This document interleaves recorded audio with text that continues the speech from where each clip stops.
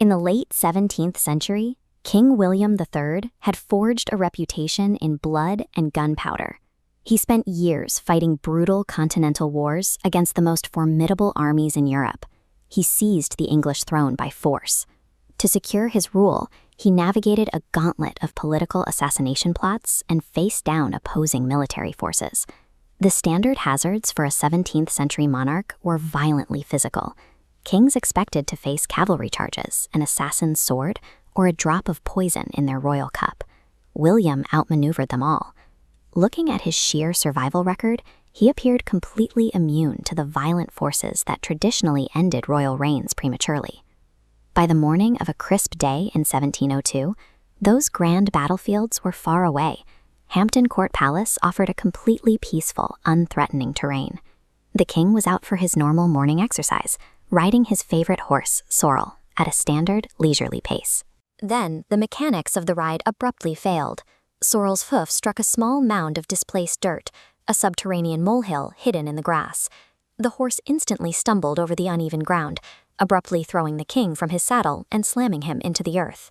The military fortifications and armed guards that protected this warrior king proved entirely useless against an invisible, burrowing pest. The immediate physical damage from the fall was a broken collarbone.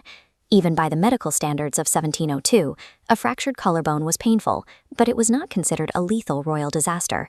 Patients routinely recovered.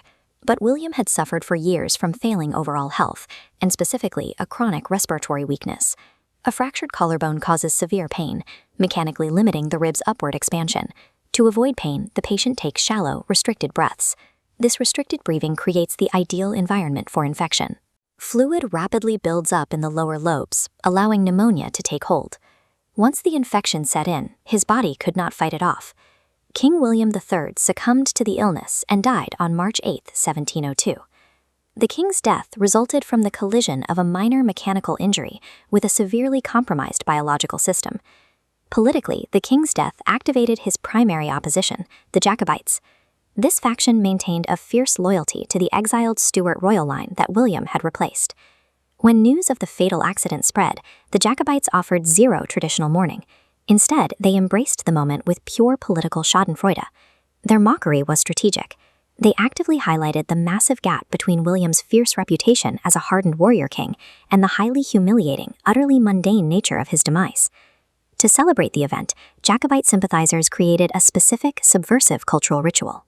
They secretly raised their glasses in taverns across the country to toast the animal responsible for the fall. They gave the creature a lasting, mocking nickname, drinking to the health of the little gentleman in black velvet. The Jacobites leveraged a freak accident as a tool of psychological warfare. A tiny, blind mammal had successfully achieved the victory that their own armed forces could not. The king's sudden absence immediately triggered a severe constitutional crisis. William and his late wife, Queen Mary, had produced no direct heirs. This family tree maps the forced legal pivot required to maintain power. With the direct vertical line severed, the crown had to bypass William's immediate lineage entirely. The succession moved laterally to Mary's sister, Queen Anne. Anne's sudden ascension redirected the political and cultural trajectory of the British Empire, and Britain moved into a new chapter.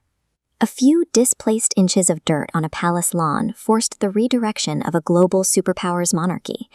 History books typically emphasize grand battles, sprawling treaties, and political masterminds. But the trajectory of nations is just as easily derailed by weak lungs, one unlucky morning ride, and a single molehill.